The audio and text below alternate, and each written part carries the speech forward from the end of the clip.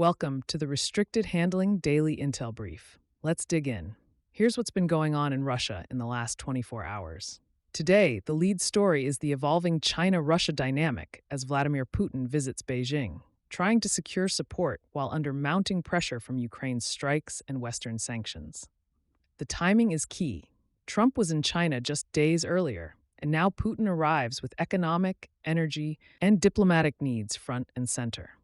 The Kremlin is reportedly aiming for deeper economic ties and progress on major energy projects like the Power of Siberia 2 gas pipeline, which could move 50 billion cubic meters of Russian gas annually through Mongolia to China. Russia's ability to pivot to Asian markets is critical, especially as Europe continues to phase out Russian energy. China has leverage, having already purchased large volumes of Russian oil and gas at discounted rates. Analysts suggest Putin is entering this summit less as a fully equal partner and more as a leader whose war is increasingly reliant on Beijing's goodwill. Meanwhile, Ukrainian operations are steadily tightening the strategic vice on Moscow.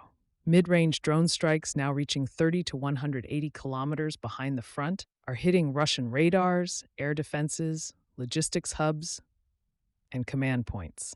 Ukrainian commanders say these strikes are forcing Russia to spread its resources thinner and making long-range attacks on oil refineries and ports easier.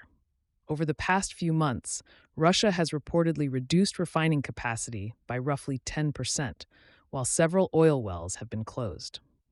These strikes are contributing to a financial squeeze. Some Russian banks are struggling to manage liquidity, and the federal budget deficit is mounting. The energy picture is further complicated by U.S. policy. The Treasury extended a 30-day waiver, allowing certain nations to buy Russian seaborne oil stranded on tankers. Critics in Washington argue this allows Moscow to profit without directly stabilizing global fuel prices. Ukraine's ongoing attacks on refining and export infrastructure amplify the pressure, creating a two-front squeeze on Russian energy revenues. Russia's military signaling continues, particularly with nuclear drills. Over 64,000 personnel and thousands of systems are involved, including strategic submarines, aircraft, missile launchers, and surface ships. The exercises also incorporate tactical nuclear weapons in Belarus, drawing condemnation from Ukraine and raising NATO concern. At the same time, the situation at the Russian-held Zaporizhzhia nuclear plant is reportedly approaching a point of no return, though operations continue, and the fuel cooling systems remain active. On the diplomatic and alliance front, Europe is watching these developments closely. Ukrainian officials are pressing for a clear European voice in any future peace talks with Moscow.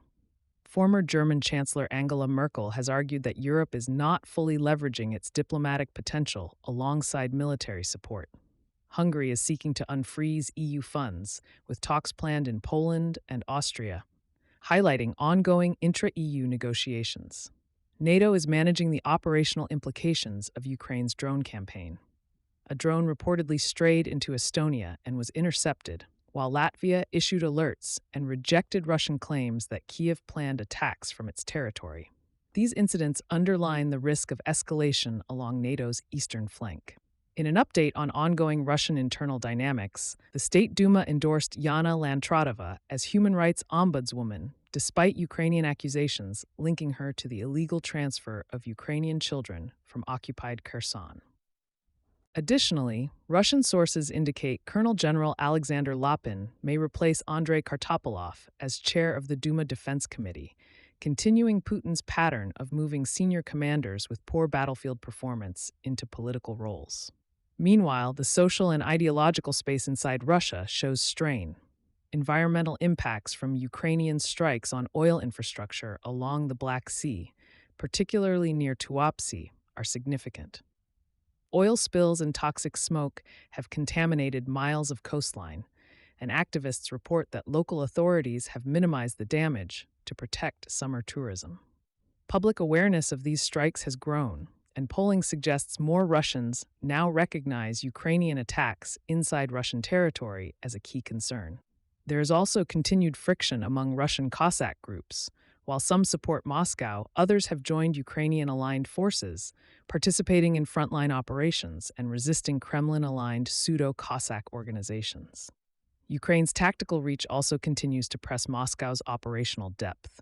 Recent strikes have hit Russian military nodes in occupied Crimea, the Odessa region, and the Zaporizhzhia corridor, emphasizing vulnerabilities in logistics and air defense coverage. Ukrainian forces are using unmanned systems to expand the geographic footprint Russia must defend, demonstrating the evolving sophistication of Kyiv's drone strategy and operational flexibility. Overall, the strategic landscape is layered. Putin's China visit underscores Russia's reliance on Beijing, while Ukraine's mid- and long-range strikes are beginning to tangibly constrain Russian energy, finance, and logistics.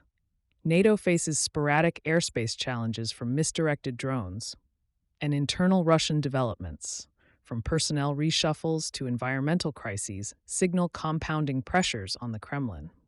The picture is one of a Moscow that remains aggressive, but increasingly stretched, with external pressure from Ukraine, the West, and now China's negotiating leverage shaping the next moves. Thanks for listening. If this was useful, a quick review or comment helps others find the show.